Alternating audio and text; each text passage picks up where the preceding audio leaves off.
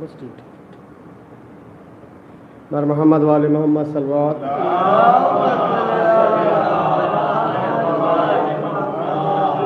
زینب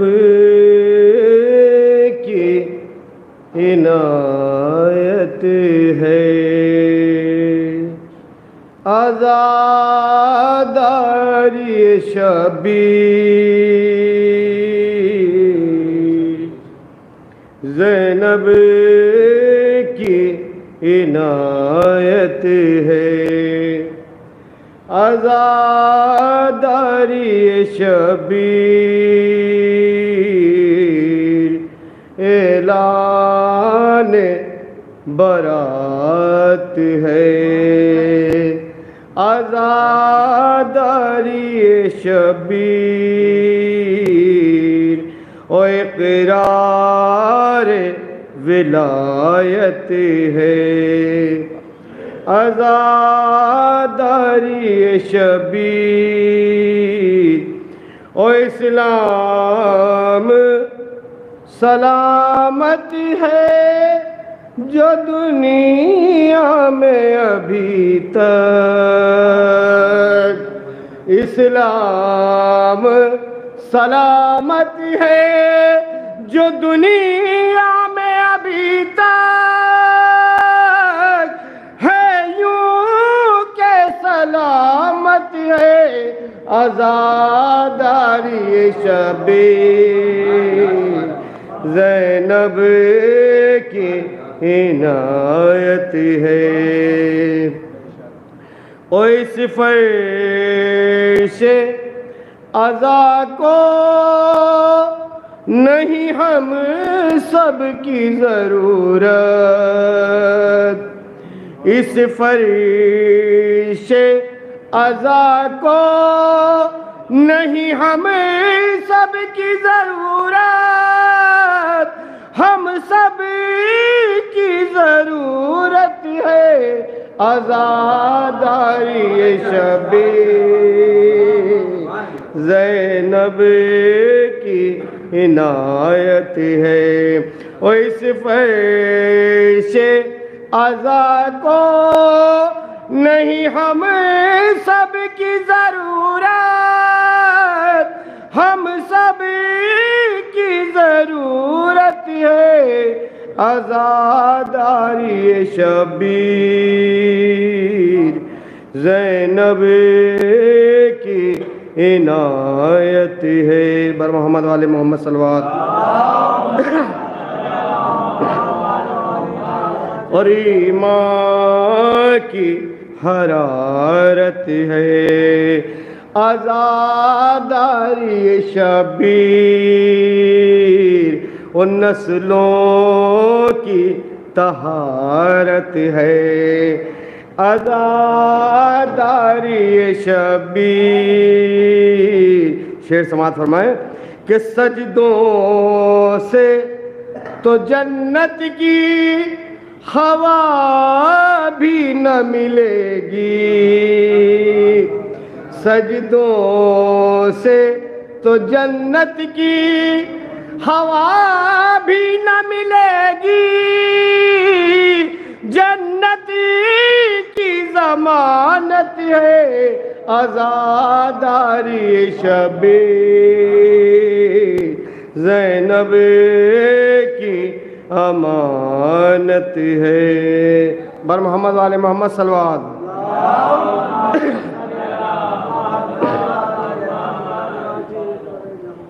او ہم تو غم سرور کے لیے خلق ہوئے ہیں.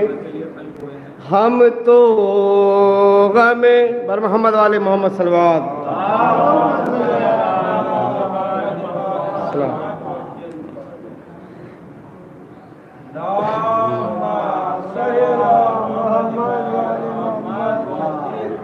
ہم تو غم سرور کے لیے خلق ہوئے ہیں. ہم تو غم سرور کے لیے خلق ہوئے ہیں. اپنی تو عبادت ہے، عزاداری شبیر زینب کی عنایت ہے۔ بر محمد والے محمد صلوات۔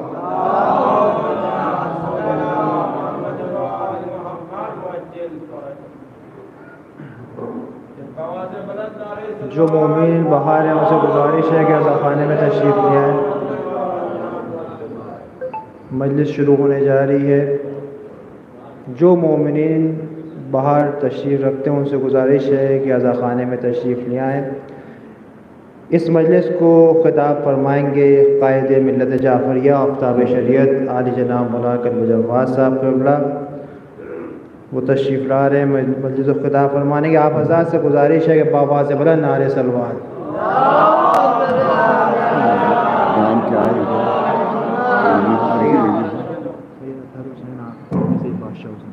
اطہر حسین۔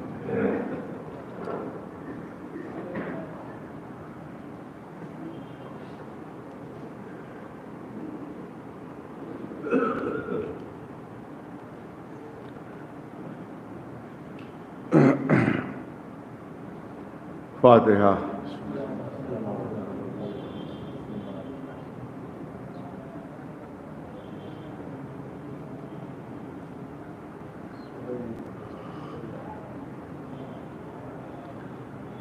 اعوذ باللہ السمیع العلیم من الشیطان اللعین الرجیم، بسم اللہ الرحمن الرحیم، الحمد للہ رب العالمین، والصلاة والسلام على سید الانبیاء والمرسلین، سیدنا و نبینا و شفیع المذنبین ابی القاسم محمد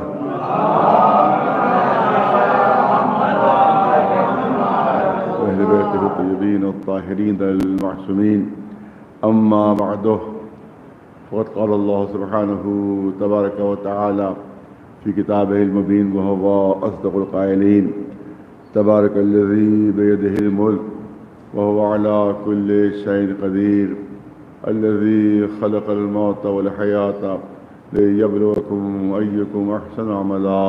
صلوات محمد۔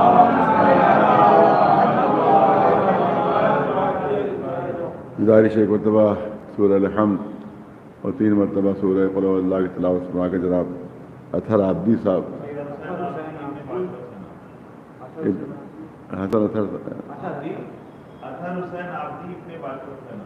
اطہر حسین عابدی صاحب مرحوم ابن بادشاہ حسین صاحب کی روحوں کو شرف ثواب فرما دے۔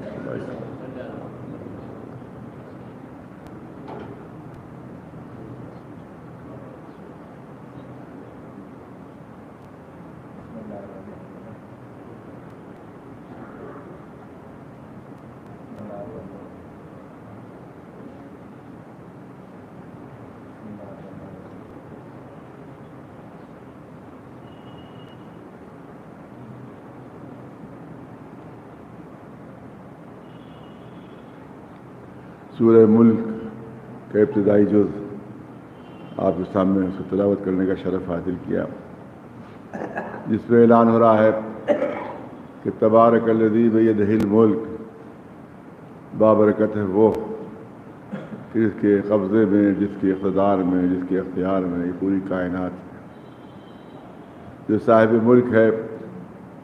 اور اس کے بعد اعلان ہو رہا ہے کہ وہ ہے جو ہر شے پہ قدرت رکھتا ہے، ہر شے پہ قادر ہے، اور وہ کسی کا بھی نیاز مند نہیں ہے اور کسی کا بھی محتاج نہیں ہے، بلکہ پوری کائنات اس کی محتاج ہے۔ اور اس کے بعد اعلان ہو رہا ہے کہ الذی خلق الموت والحیات، وہ ہے کہ جس نے موت کو بھی خلق کیا ہے اور حیات کو بھی پیدا کیا ہے۔ اور اس کا فلسفہ بیان کیا جا رہا ہے کہ موت و حیات کو جو خلق کیا گیا ہے اس کا فلسفہ کیا ہے، اس کا مقصد کیا ہے۔ اعلان ہوا لیبلوکم ایکم احسن عملا، تاکہ اللہ آزمائے، تاکہ پرکھے کہ تم میں بہترین عمل کرنے والا کون ہے اور حسن عمل کس کے پاس ہے۔ صلوات بھیجے بر محمد۔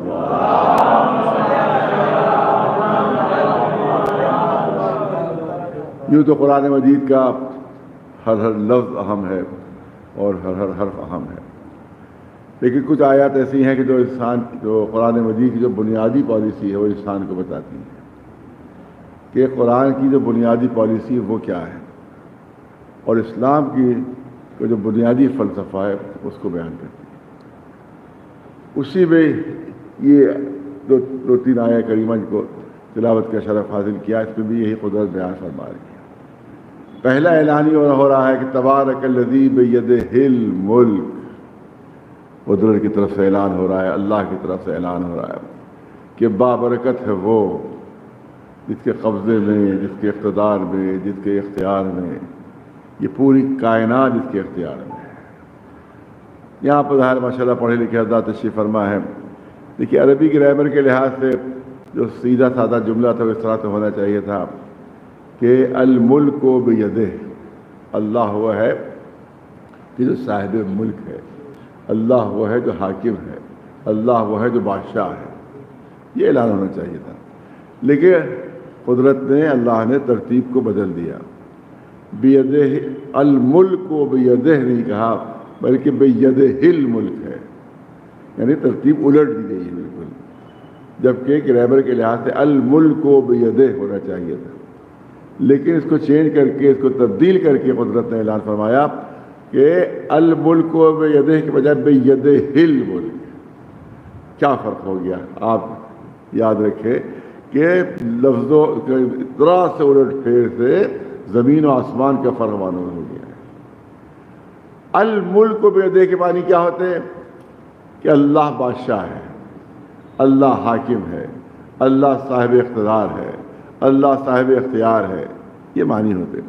تو دنیا یہ سمجھتی، سننے والا یہ سمجھتا کہ جس طرح سے اور بادشاہ ہیں ایک بادشاہ اللہ بھی ہے، جس طرح سے اور حاکم ہے ایک حاکم اللہ بھی ہے، جس طرح سے اور صاحبان اقتدار دنیا میں ہم کو دکھائی دیتے ہیں، پہلے بھی تھے اور آج بھی ہیں، اسی طرح سے ایک صاحب اقتدار اللہ بھی ہے، اسی طرح سے ایک صاحب اختیار اللہ بھی ہے۔ تو اللہ کی عظمت دنیا کے سامنے نہ آتی، اس کا مرتبہ دنیا کے سامنے نہ آتا، لہٰذا قدرت ترتیب بدلتی۔ اب کیا معنی ہے؟ یہ معنی نہیں ہے کہ اللہ بادشاہ ہے، یہ معنی نہیں ہے کہ اللہ حاکم ہے، یہ معنی نہیں ہے کہ اللہ صاحب اقتدار ہے، اب معنی یہی ہے کہ بادشاہ صرف وہی ہے، حاکم صرف وہی ہے، صاحب اقتدار صرف وہی ہے، مالک الملک صرف وہی ہے۔ اگر دنیا میں کسی کو حکومت مل جاتی ہے تو اسی کی دی ہوئی بھیک ہے جسے پا کر صاحب اقتدار بن جاتا ہے، بادشاہ بن جاتا ہے۔ صلوات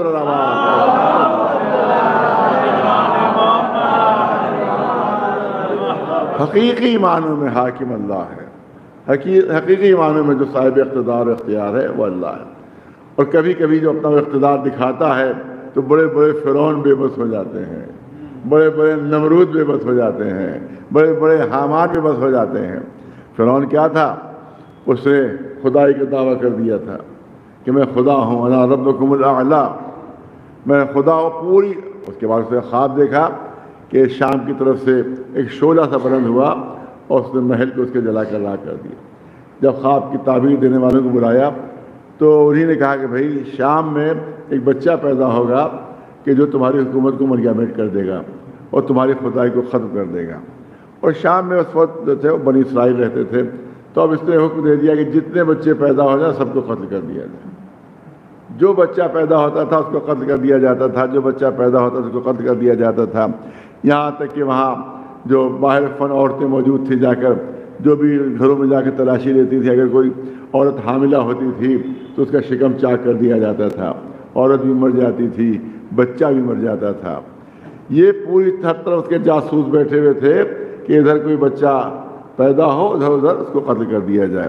تو پوری کوشش، بہت توجہ چاہوں گا آپ حضرات کی، کہ پوری کوشش فرعون نے صرف کر دی کہ موسیٰ دنیا میں نہ آنے پائے، پوری طاقت صرف کر دی کہ نبی خدا دنیا میں نہ آنے پائے، اپنی پوری حکومت اور پوری لشکروں کی طاقت صرف کر دی کہ موسیٰ دنیا میں آنے نہ پائے۔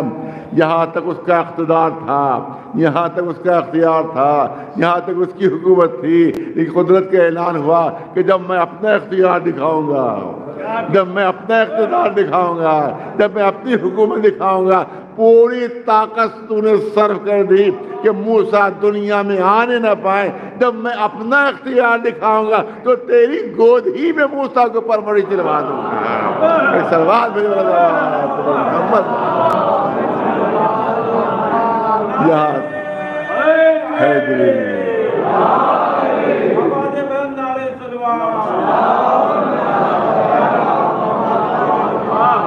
یہاں تک تیرا اختیار تھا, یہاں تک تیرا اقتدار تھا, یہاں تک تیری حکومت تھی. جب میں اپنی حکومت دکھاؤں گا تو تیری آغوشی میں موسیٰ پرورش پا جائیں گے, تیری آغوشی میں موسیٰ کو پروا دوں گا. اب ذرا سے جناب موسیٰ کے سلسلے میں کر دو, اس میں بھی بہت پہلو ہیں جو ہمارے جس سے محمد علی محمد کے فضائل جو دنیا کے سامنے آتے ہیں. ایک صلوات بھیج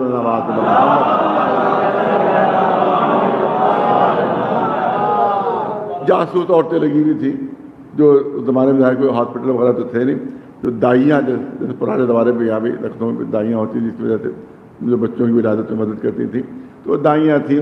ان کے اوپر جو تھا سختی سے ان کو حکم دے دیا گیا تھا کہ اگر کہیں بھی کوئی بچہ پیدا ہو تو ظاہر انہیں کے ذریعے پیدا ہوتا تھا, اگر تم نے نہیں بتایا تو تمہیں قتل کر دیا جائے گا. اور اس کے بعد پھر وہاں عورتیں بھیجی جاتی تھیں گھروں گھروں میں تاکہ وہ جانچ کریں کہ کوئی کسی ماں کے شکم میں کوئی بچہ تو نہیں ہے, ماں کے شکم میں کوئی بچہ تو نہیں ہے, تاکہ اس کو قتل کر دیا جائے. اب جناب موسیٰ بہت توجہ ہے. دیکھیے ہر جتنے انبیاء کے واقعات قرآن میں موجود ہیں اس ہر واقعے سے کہیں نہ کہیں محمد و آل محمد کی فضیلت ظاہر ہوتی ہے. کوئی واقعہ ایسا نہیں ہے قرآن میں جو انبیاء کے سلسلے میں جس سے محمد علیہ محمد کی فضیلت ظاہر ہوتی ہے. اب سنیے اس کو. اب جناب موسیٰ کی والدہ ان کے شکم میں جناب موسیٰ ہیں. اب ماہر فن عورتیں آتی ہیں اور اپنا تمام روایات میں ہے کہ اپنا پورا فن صرف کر دیتی ہیں, لیکن ماں کے شکم میں بچہ ہے مگر پتہ نہیں لگا پاتی.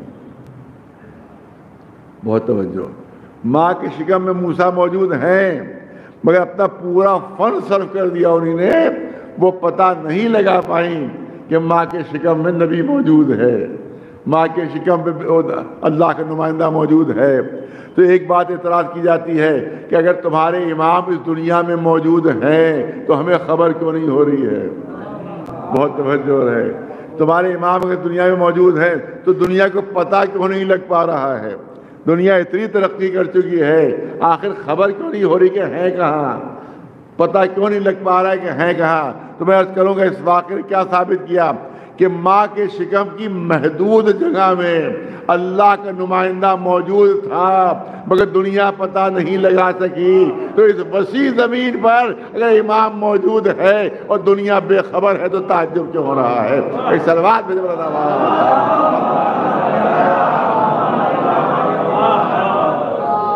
اب میں چاہتا ہوں دو چار جملے اسی سلسلے میں کیے جائیں. آخر میں جناب موسیٰ کی ولادت ہوئی.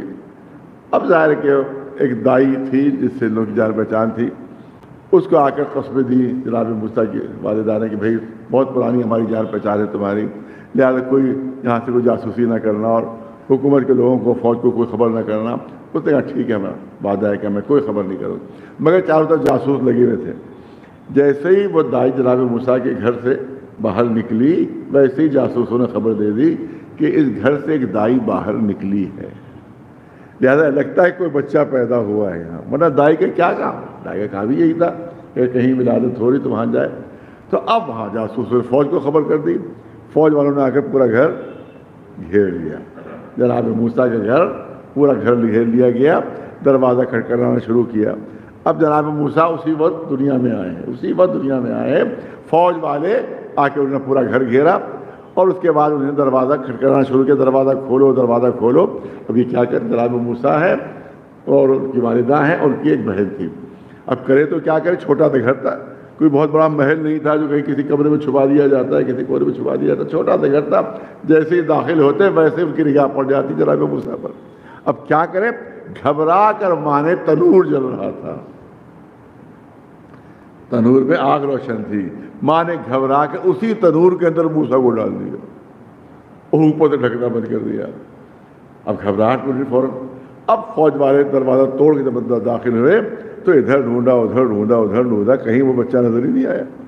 اب کسی فوج والے کا تصور بھی نہیں تھا کہ اس دہکتے ہوئے تنور میں بچہ ہو سکتا ہے، جہاں آگ کے شعلے نکل رہے ہیں اس میں بچہ ہو سکتا ہے، وہ واپس چلے گئے، غلط تعمیری ہے۔ اس کے بعد اب جو ماں نے گھبرا کے اس تصور کے ساتھ کہ بچہ جل بھن کے راکھ ہو گیا ہوگا، اب جو نہیں ڈھکنا اٹھایا تو دیکھا موسیٰ اسی طرح سے محفوظ ہے اور ہلکا سا دامن کے اوپر ایک دھبا تک نہیں ہے۔ ایک سلوات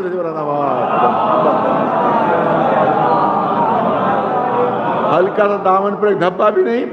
اب بچے کو آغوش، اس وقت وحی نازل ہوتی، قرآن مجید نازل کر رہا ہے کہ ہم نے وحی نازل کی موسیٰ کی ماں کے اوپر کہ تم اس بچے کو دریائے نیل کے سپرد کر دو، ایک صندوق میں رکھو اور دریائے نیل کی سپرد کر دو۔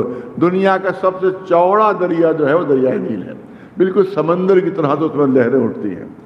اب ظاہر کہ اللہ کا حکم تھا، ماں نے کس دن سے اس ابلتے ہوئے دریا میں کس طرح سے اپنے بچے کو ڈالا ہوگا، مگر پورا منصوبہ الہی تھا، اللہ کی طرف سے پورا منصوبہ تھا۔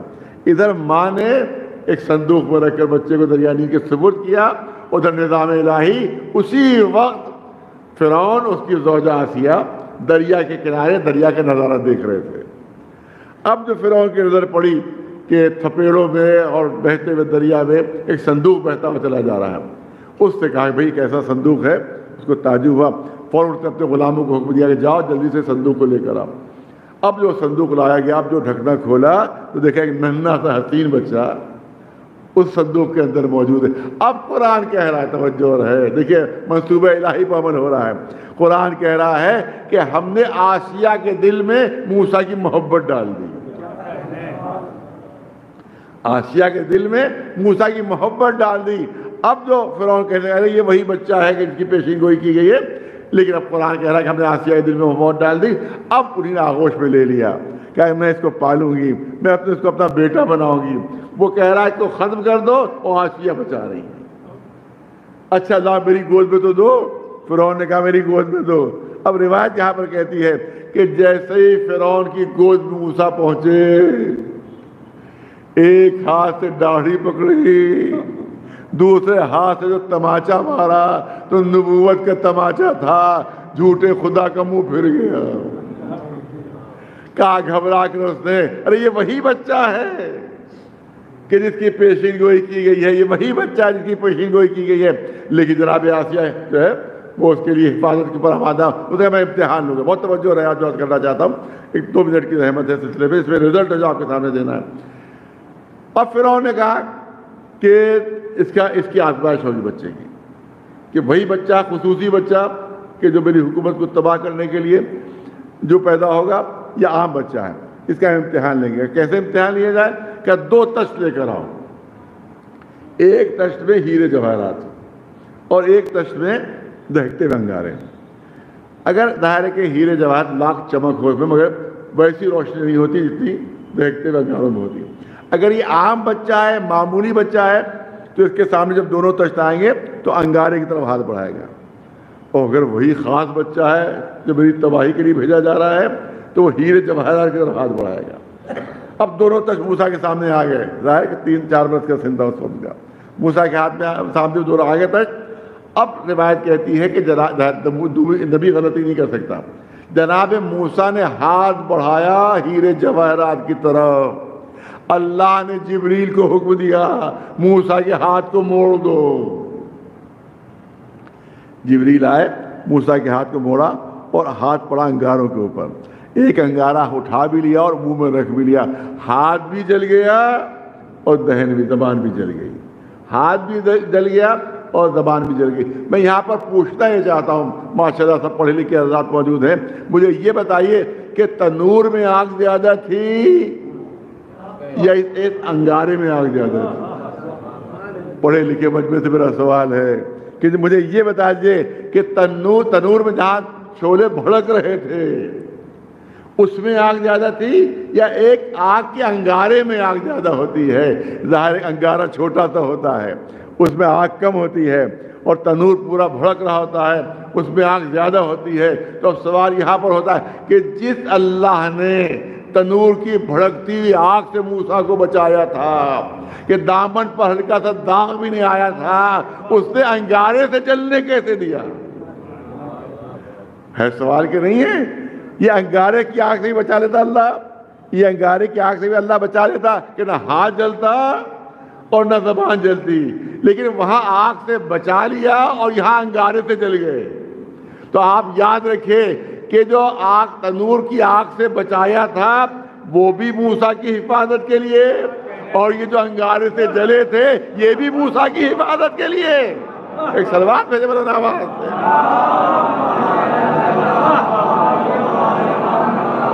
اگر موسیٰ انگارہ ہاتھ میں اٹھاتے ہو ہاتھ نہ جلتا، اگر موسیٰ کا ہاتھ محفوظ رہتا، زبان میں رکھ لیا انگارہ اور زبان محفوظ رہتی نہ جلتی، فوراً فرعون کہتا یہ عام کوئی بچہ نہیں ہے، وہی خاص بچہ ہے جو تباہی کے لیے بھیجا گیا ہے۔ تو پھر موسیٰ محفوظ نہ رہتے۔ تو اس کا مطلب یہ ہے کہ عمل کا فرق نہ دیکھیے، مقصد کا اتحاد دیکھنا ہے۔ اب لوگ جو اعتراض کرتے ہیں کہ امام حسن نے سلو کیوں کی اور امام حسین نے کربلا میں جنگ کیوں کی، عمل کا فرق ہو گیا، تو میں کہتا ہوں وہی اللہ ایک آگ سے بچا رہا ہے اور ایک آگ سے جلا رہا ہے۔ عمل کا فرق ضرور ہے مگر مقصد کا اتحاد ہے۔ اسی طرح سے حسن کی سلو کا مقصد بھی اسلام کی حفاظت، حسین کی جنگ کا مقصد بھی اسلام کی حفاظت ہے۔ ایک صلوات میں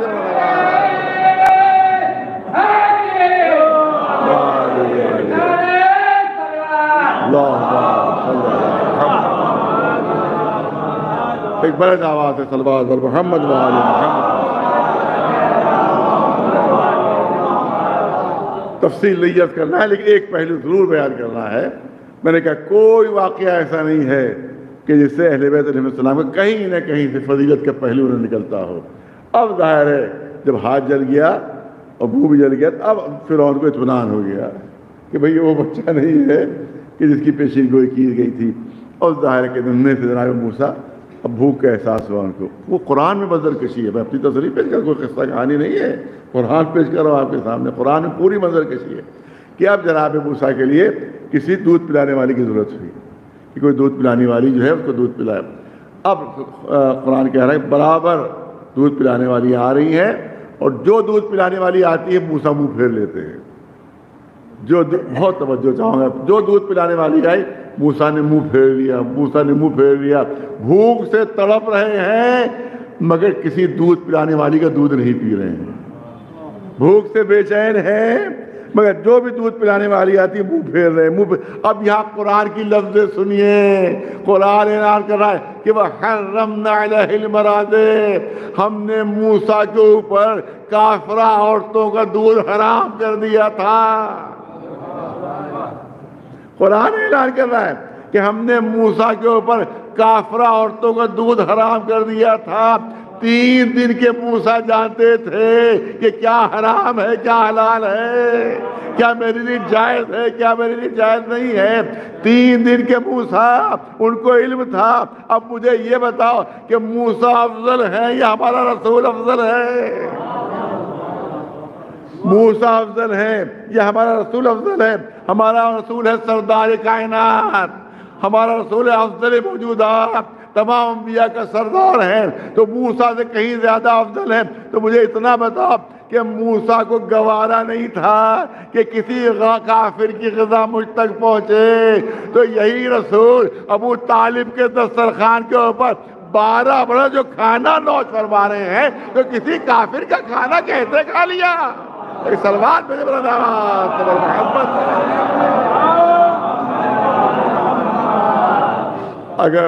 اگر رسول کو موسیٰ سے افضل مانتے ہو تو ماننا پڑے گا کہ ابو طالب کافر نہیں ہے بلکہ مومن ہے۔ ایک صلوات بلند آواز۔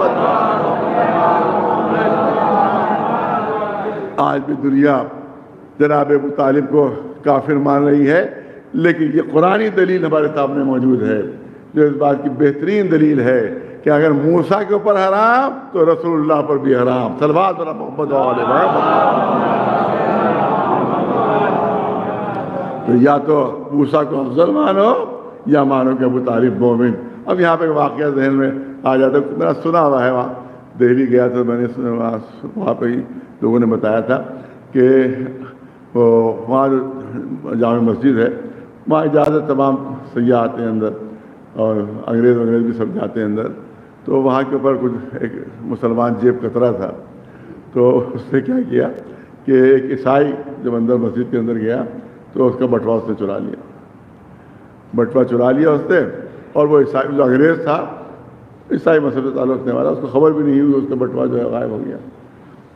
لیکن اس نے جیب کترے سے بٹوا چرا تو لیا، لیکن اس کے بعد کو ایک دم سے دھیان آیا کہ کہیں ایسا نہ ہو کہ قیامت کا میدان ہو، میرا رسول بھی ہو، عیسیٰ بھی ہو، کہیں عیسیٰ شکایت نہ کر دے رسول اللہ سے کہ میرے مذہب کا ماننے والا اللہ کے گھر میں آیا تھا اور آپ کے مذہب کے ماننے والے نے اس کا بٹوا چرا لیا تھا، اس کی جیب کاٹ لی تھی، تو کہیں میرے رسول کو عیسیٰ کے سامنے شرمندگی نہ ہو جائے۔ جیسے ہی اس کے ذہن میں خیال آیا، دوڑتا ہوا مسجد سے باہر آیا، دیکھا وہ انگریز گاڑی کے اوپر سوار ہو رہا ہے۔ انگریز کو ابھی تک خبر نہیں تھی کہ میرا بٹوا جو ہے چوری ہو چکا ہے۔ جیسے ہی گاڑی پر سوار ہوا، اس نے دوری سے روکا، رک جائیے رک جائیے، اشارے دکھا روکیے رکیے رکیے۔ وہ انگریز کا شاید کوئی کام ہے اس کو، لہٰذا وہ رک گیا۔ اس نے کہا یہ لیجیے آپ کا بٹوا لیجیے، یہ آپ کا بٹوا ہمارے پاس۔ انگریز نے بہت شکریہ ادا کرنا شروع کیا، تمہارا بہت بہت شکریہ، تم تو لگتا ہے بہت شریف آدمی ہو، تم بہت نیک آدمی ہو، تم نے میرا بٹوا کہیں سے مل گیا تو واپس گیا۔ اس نے کہا میں نیک ہوں نہ شریف ہوں، میں جیب کاٹنے والا ہوں، میں جیب کر رہا ہوں، میں نے آپ کی جیب سے چرایا تھا۔ ارے جب تم نے چرا لیا تو واپس کیوں کر رہے ہو؟ مجھے تو خبر بھی نہیں تھی، جب میں گھر پہنچتا ہوٹل پہنچتا آپ سے تب مجھے اندازہ ہوتا کہ جیب میری کٹ چکی ہے، تو جب مجھے خبر ہوئی تو واپس کیوں کر رہا ہوں؟ کیا اس لیے واپس کر رہا ہوں کہ کہیں میرے رسول کی نگاہیں آپ کے رسول کے سامنے جھک نہ جائیں۔ تو میں تو سمجھتا ہوں کہ ایک جیب کترے میں زیادہ غیرت ہے، ایک ملا میں اتنی بھی غیرت نہیں ہے کہ جو موسیٰ کو افضل مان رہا ہے اور رسول کو مفضول مان رہا ہے۔ صلوات میں محمد، ایک صلوات بلند آواز پر محمد۔ ظاہر کہ بہت تفصیل بیان نہیں، اور 10 منٹ اور آپ حضرات کے لینا اسی آیت کریمہ کے ذیل میں یہ اعلان ہو کہ خلق الموت والحیات، میں نے موت کو بھی خلق کیا، اللہ فرما رہا ہے، اور حیات کو بھی خلق کیا ہے، لیبلوکم ایکم احسن عملا، تاکہ ہم یہ پرکھیں اور یہ آزمائیں کہ تمہیں بہترین عمل کرنے والا کون ہے، حسن عمل کرنے والا کون ہے۔ یہاں پر بھی ایک پہلو ہے جو کرنا چاہتا ہوں آپ کے سامنے، اور وہ پہلو یہ ہے کہ اللہ اعلان فرما رہا ہے کہ میں نے موت کو خلق کیا اور حیات کو خلق کیا۔ اس کا مطلب یہ ہے کہ موت بھی اللہ کی مخلوق ہے اور حیات بھی اللہ کی مخلوق ہے۔ بہت توجہ چاہوں گا، موت بھی اللہ کی مخلوق ہے اور حیات بھی اللہ کی مخلوق ہے، یہ دونوں چیزیں اللہ کی مخلوق ہیں۔ اور آپ یاد رکھیں کہ کسی بھی خلقت کا تعلق کسی فانی شے سے نہیں ہوتا ہے، کسی عدم سے نہیں ہو سکتا۔ ہمیشہ جب خلقت کا لفظ استعمال کیا جائے گا کسی شے کے، جس کا مطلب ہے اس کا وجود ہے۔ بہت توجہ چاہو، ماشاءاللہ پڑھا لکھا مجمع، انشاءاللہ مجھے سمجھانے میں زیادہ زحمت نہیں ہوگی۔ جب اللہ یہ اعلان فرما رہا ہے کہ میں نے موت کو خلق کیا، موت کو پیدا کیا اور زندگی کو پیدا کیا، اس کا مطلب ہے کہ جس طرح سے زندگی کا موجود شے ہے اسی طرح سے موت بھی ایک موجود شے کا نام ہے۔ اس کا مطلب یہ ہے کہ موت فنا کا نام نہیں ہے، موت مٹنے کا نام نہیں ہے، موت ختم ہو جانے کا نام نہیں ہے، بلکہ ایک دوسری زندگی کا نام موت ہے۔ بلکہ یوں عرض کروں کہ کتاب زندگی کے ایک ورق کے پلٹ جانے کا نام یہ موت کہلاتا ہے۔ ایک صلوات بھیجے مولانا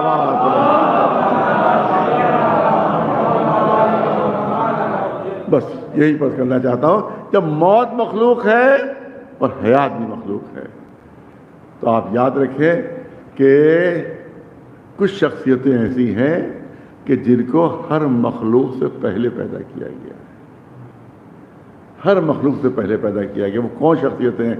وہ ہیں محمد و آل محمد علیہ السلام۔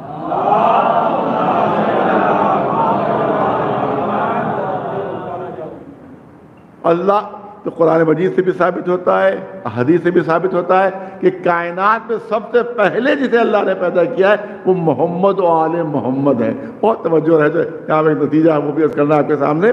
اور جب موت مخلوق ہے اور حیات بھی مخلوق ہے، اور محمد و آل محمد ہر مخلوق سے پہلے ہیں، ہر مخلوق سے پہلے ہیں، تو اس کا مطلب ہے کہ موت سے بھی پہلے ہیں اور حیات سے بھی پہلے ہیں۔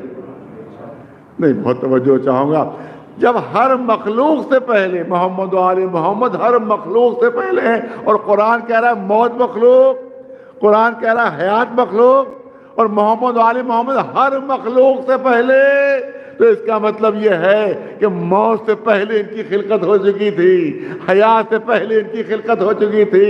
جب موت اور حیات سے پہلے ان کی خلقت ہو چکی تھی تو اب نتیجہ یہ نکلا کہ نہ ان کی حیات ہماری حیات جیسی ہوگی، نہ ان کی موت ہماری موت جیسی ہوگی۔ ایک صلوات والا دعوات محمد۔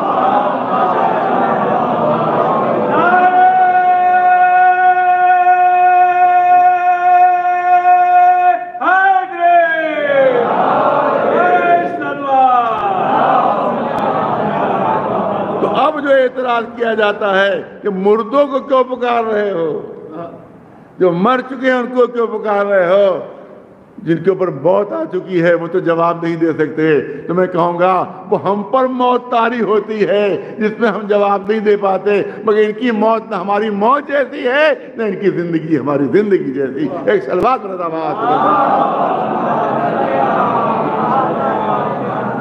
ایک بہت ہی جو بھی دنیا سے رخصت ہوتا ہے تو جب آتے ہیں لوگ کہ بھئی کیا بیمار تھے، کیا طبیعت خراب تھی، تو ایک جواب دیا جاتا ہے، ارے صاحب کیا کیا جائے، مرض الموت میں مبتلا تھے، اور مرض الموت کا تو کوئی علاج ہی نہیں، لہٰذا فلاں ڈاکٹر کو دکھایا، فلاں اسپتال لے گئے، فلاں جگہ لے گئے، فلاں جگہ لے گئے، اور ڈاکٹر تو اندھے ہو گئے تھے، ان کی سمجھ میں نہیں آیا کہ مرض کیا ہے، اور جتنے تیماردار تھے ان کی سمجھ میں نہیں آیا کہ مرض کیا ہے، کیونکہ مرض الموت کا کوئی علاج نہیں۔ میں کہتا ہوں یہ جملہ بنیادی طور پر غلط ہے، میں چاہتا ہوں کہ پیغام پہنچایا جائے اس وجہ کے ذریعے سے۔ یہ جو جملہ کہا جاتا ہے کہ مرض الموت کا کوئی علاج نہیں، یہ جملہ ہی غلط ہے، کیونکہ کوئی مرض ایسا ہے ہی نہیں کہ جس کا علاج نہ ہو۔ بہت توجہ چاہوں گا، کاش میری بات پہنچ سکے، یہ جملہ ہی غلط ہے۔ کوئی دنیا کا مرض ایسا نہیں کہ اس کا علاج موجود نہ ہو۔ لوگ یہ سمجھتے تھے کہ ایڈز کا کوئی علاج نہیں، علاج ملا کہ نہیں ملا؟ آج دنیا سے ایڈز ختم ہو گیا۔ ایک زمانہ تھا کہ کوئی علاج نہیں، ہزاروں لوگ مر رہے تھے، کوئی علاج نہیں، مگر آپ یاد رکھیے کہ نظام قدرت یہ ہے کہ مرض بعد میں پیدا کرتا، اس کا علاج پہلے پیدا کرتا ہے۔ ارسطو کے زمانے کا واقعہ ہے کہ کسی علاقے میں ایک بالکل نیا مرض چلا تھا اور اس کا کوئی علاج نہیں مل رہا تھا، لوگ مر رہے تھے، علاج نہیں مل رہا تھا۔ لوگ ارسطو کے پاس پہنچے، کہا کہ بھائی ہمارے علاقے میں ایک ایسا مرض چلا ہے کہ اس کا کوئی علاج نہیں مل رہا ہے۔ کہا کہ ہو ہی نہیں سکتا، ممکن ہی نہیں، کیونکہ اللہ کا قانون یہ ہے کہ وہ مرض بعد میں پیدا کرتا ہے، علاج پہلے پیدا کر دیتا ہے۔ لہذا اپنے علاقے میں ڈھونڈو، تم جا کر اپنے جنگلوں میں جا کر، پہاڑوں میں جا کر، جو کھیتوں میں کام کرتے ہیں ان کو جا کر دیکھو کہ کوئی نیا پودا تو نہیں نکل رہا ہے، کوئی نیا پودا تو نہیں دیکھا انہوں نے۔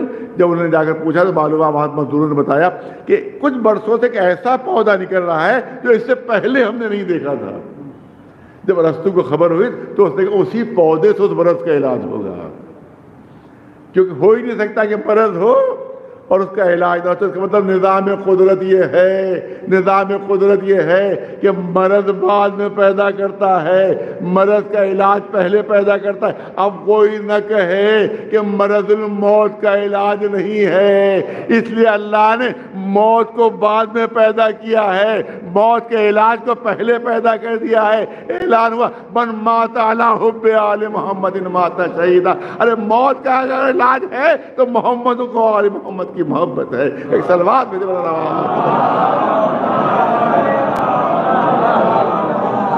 ایک صلوات بلند آواز محمد۔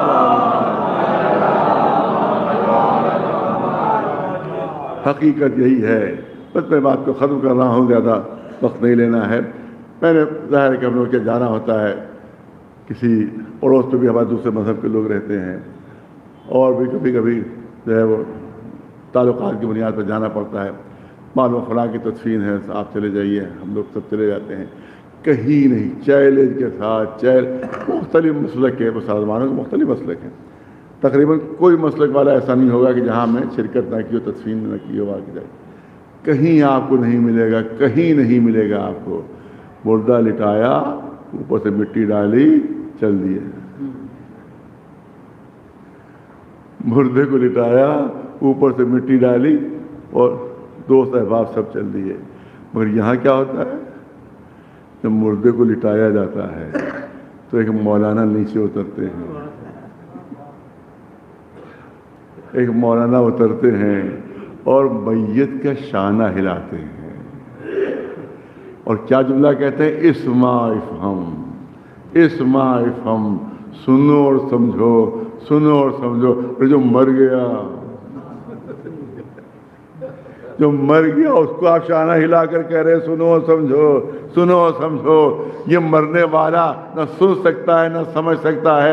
اور تلقین کہا جاتا ہے، آپ یاد رکھیے میرے جملے کو، کہ تلقین مردوں کے لیے نہیں ہوا کرتی، تلقین ہمیشہ زندوں کے لیے ہوتی ہے۔ مولانا تلقین پڑھتے کہ نہیں پڑھتے؟ مولانا تلقین پڑھتے؟ تلقین کسی سے بھی پوچھ لیا کہ مردوں کے لیے تلقین نہیں ہوتی، ہمیشہ تلقین زندوں کے لیے ہوا کرتی ہے۔ اس کا مطلب یہ ہے کہ یہ بظاہر مردہ ہے مگر محمد و آل محمد کی محبت نے اس کو ہمیشہ کی زندگی دے دی۔ یہ سن بھی رہا ہے، سمجھ بھی رہا ہے۔ صلوات محمد، ایک صلوات بلند آواز محمد۔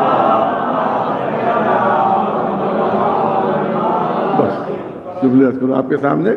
ایک انگریز فلاسفر سے پوچھا گیا کہ موت کیا ہے، کیونکہ آئے کریمہ موت کا تذکرہ سے لحاظ سے 2-3 جملے بس ہے۔ موت کیا ہے؟ اس نے کہا موت اندھیرے کا نام ہے، اور یہی وجہ ہے کہ لوگ موت سے ڈرتے ہیں۔ موت سے کیوں ڈرتے ہیں؟ نہیں پتا کہ مرنے کے بعد کیا ہے، اندھیرا ہے، اندھیرا ہے، اور ہمیشہ آپ اندھیرے میں آدمی جانے سے ڈرتا ہے۔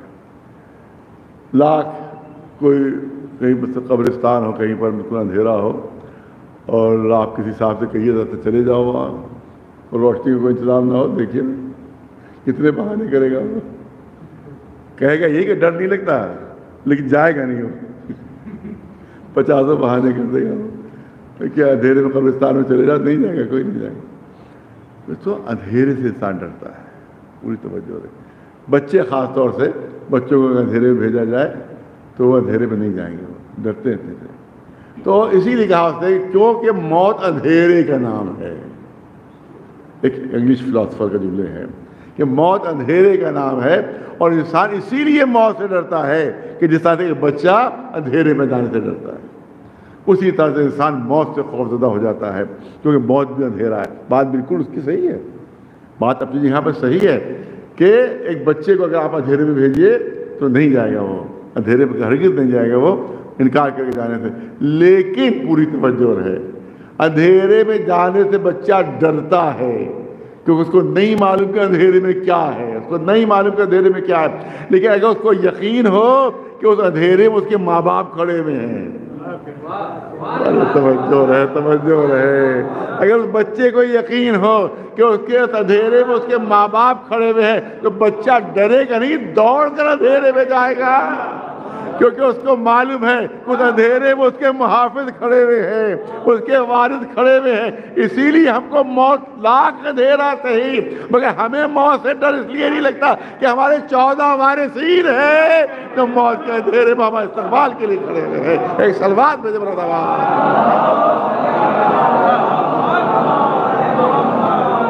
ایک صلوات بنا یا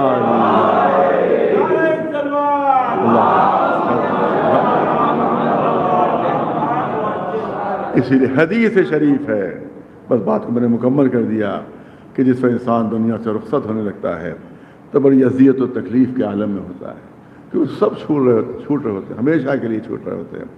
بیٹا ہمیشہ کے لیے چھوٹ رہا ہوتا ہے، زوجہ ہے، بیوی ہمیشہ کے لیے چھوٹ رہی ہوتی ہے، بھائی بہن ہمیشہ کے لیے چھوٹ رہے ہوتے ہیں، لہٰذا بڑی اذیت و تکلیف کے عالم میں مردہ ہوتا ہے۔ بہت اذیت و تکلیف میں عالم ہوتا ہے. لیکن اب روایت کے جملے سن لیجیے کہ جب انتہائی اذیت و تکلیف کے عالم میں مردہ ہوتا ہے کہ تمام اجزاء ہمیشہ کے لیے چھوٹ رہے ہیں، اب قیامت سے پہلے کسی سے ملاقات نہیں ہوگی، بیوی ہمیشہ کے لیے چھوٹ رہی ہے، اولادیں ہمیشہ کے لیے چھوٹ رہے ہیں، بہن بھائی ہمیشہ کے لیے چھوٹ رہے ہیں. اب روایت یہاں پر کہتی ہے کہ یکایک اس مومن کا چہرہ پھول کی طرح کھل جاتا ہے. یہ کیا کہ مومن کا چہرہ پھول کی طرح کھل جاتا ہے، کیونکہ دنیا کے وارث چھوٹ رہے ہوتے ہیں، حقیقی وارث اس کے سرانے آ جاتے ہیں. جب دیکھتا ہے مولا علی سرانے آ گئے ہیں، جب دیکھتا ہے امام حسین سرانے آ گئے ہیں، جب دیکھتا ہے امام حسن سرانے آ گئے ہیں، تو اس کا چہرہ پھول کی طرح کھل اٹھتا ہے. صلوات بھیجو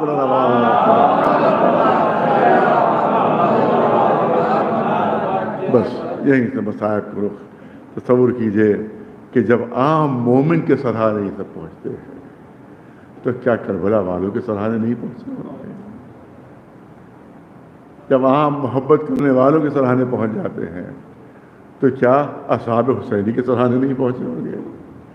اسی لیے روایت کہتی ہے کہ جس وقت یزیدیوں نے انکار کر دیا امام حسین سے کہ ہم آپ کو نماز پڑھنے کی اجازت نہیں دیں گے، جناب حبیب مظاہر پہنچتے ہیں اور لشکر یزیدی سے کہتے ہیں کہ ذرا تھوڑی دیر کے لیے جنگ روک دو، نواز رسول نماز پڑھے نماز پڑھنے کی جنگ روکو. ان ملعونوں نے جواب دیا اے حبیب جا کر حسین سے کہہ دو کہ حسین کو نماز پڑھنے کی ضرورت نہیں ہے، کیونکہ حسین کی نماز قبول نہیں ہوگی، ہم جنگ نہیں روکیں گے. جب جنگ روکنے سے انکار کیا تو امام حسین نے 2 مجاہدوں کے سامنے کھڑے کیا، ایک زہیر خین ہے، ایک سعید ہے. ان دونوں کو سامنے کھڑا کر دیا، تم لوگ سامنے کھڑے ہو جاؤ، میں نماز ادا کر لوں.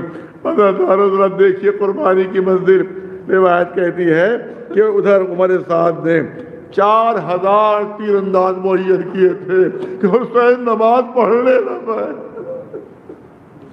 اور ادھر صرف 2 مجاہد تھے کہ جو ہر تیر روک رہے تھے، ہر تلوار روک رہے تھے، ہر نیزہ روک رہے تھے. تصور کیجئے کہ ان کے جسموں پر کتنے تیر لگے ہوں گے، کتنے نیزوں تلواروں کے زخمائے ہوں گے. مگر روایت کہتی ہے کہ جب تک حسین کی نماز مکمل نہیں ہوئی ہے اس وقت تک سعید گرے نہیں.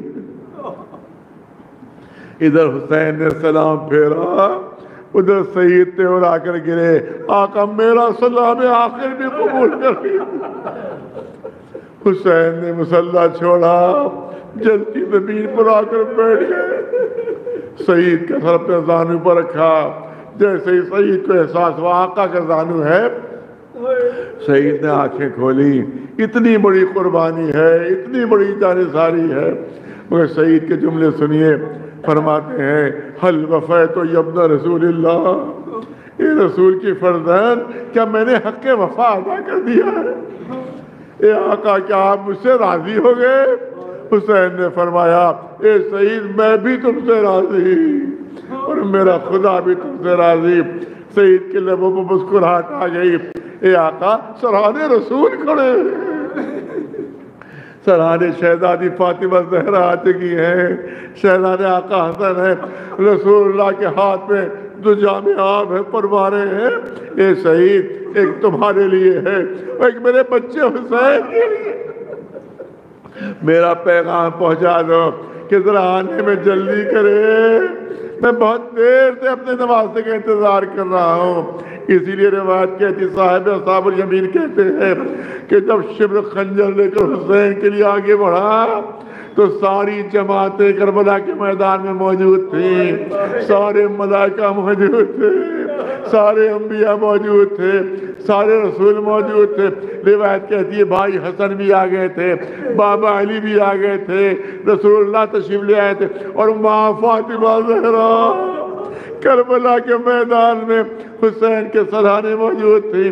صاحب اصحاب الیمین تحریر کرتے ہیں کہ شبر نے 12 وار کیے تھے، ہر وار پر کوئی نہ کوئی جماعت کربلا کے میدان سے اٹھ جاتی تھی. پہلا وار ہوا، جناتوں نے ہاتھ جوڑے، آقا اس سے آگے کا منظر ہم نہیں دیکھ پائیں گے، ہمیں اجازت دیجیے، ہم کربلا سے جا رہے ہیں۔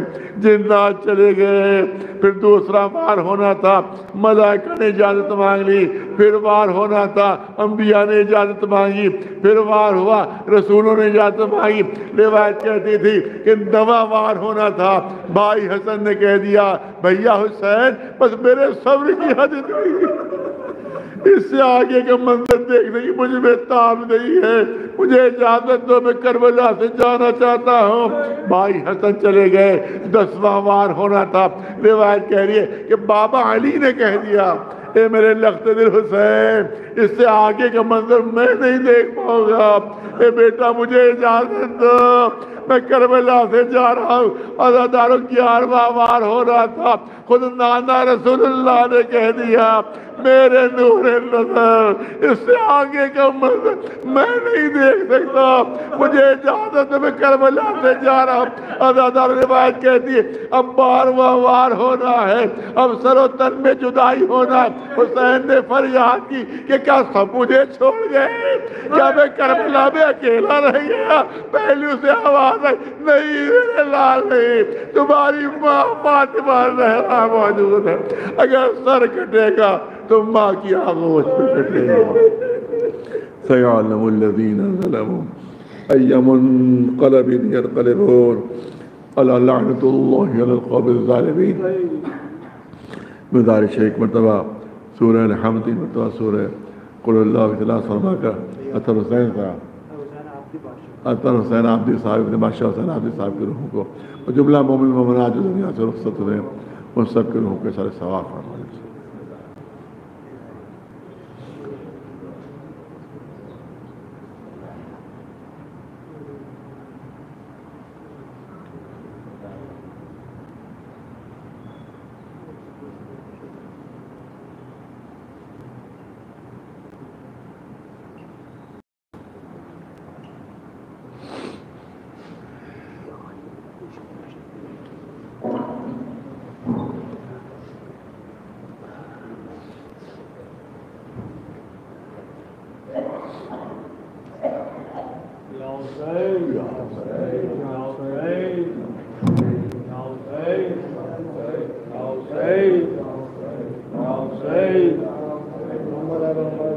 محمد ہائے محمد سنو فریاد محمد، محمد ہائے محمد سنو فریاد محمد، محمد ہائے محمد سنو فریاد محمد، محمد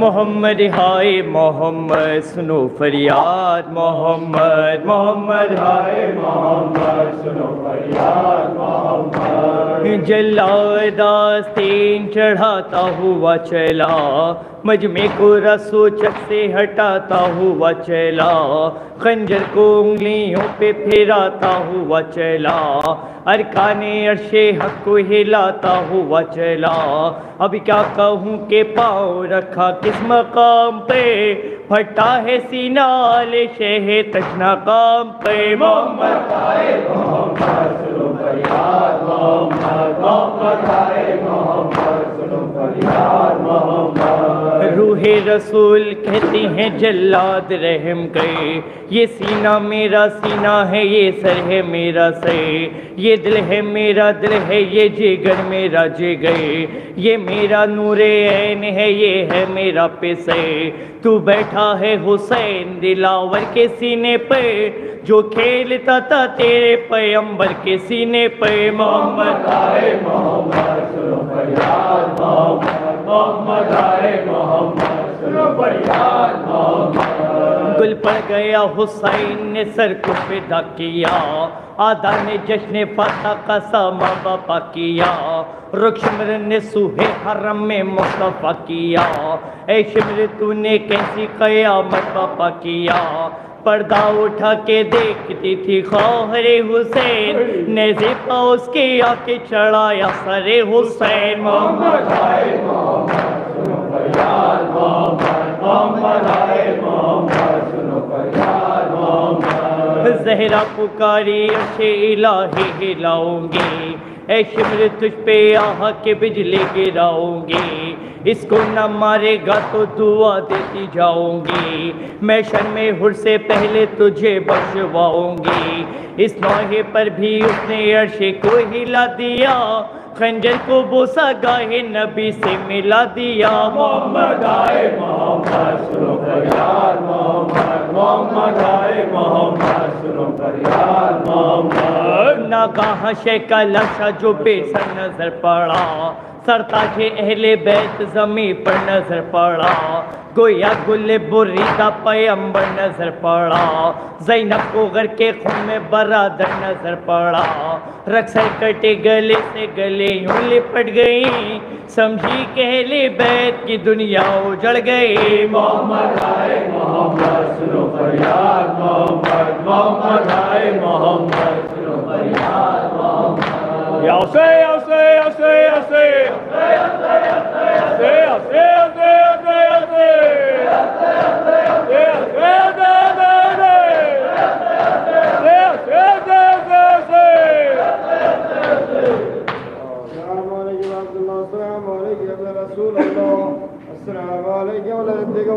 السلام علیکم ورحمۃ اللہ، السلام علیکم فاطمہ الزہراء سیدۃ النساء العالمین، السلام علیکم یا خواب الفضل العباس ابن امیر المومنین، السلام علیکم جمیع شہداء کربلا و اسیران کربلا، السلام علیکم علی الحسین وعلی علی ابن الحسین وعلی اولاد الحسین وعلی اصحاب الحسین، السلام علیکم ورحمۃ اللہ وبرکاتہ۔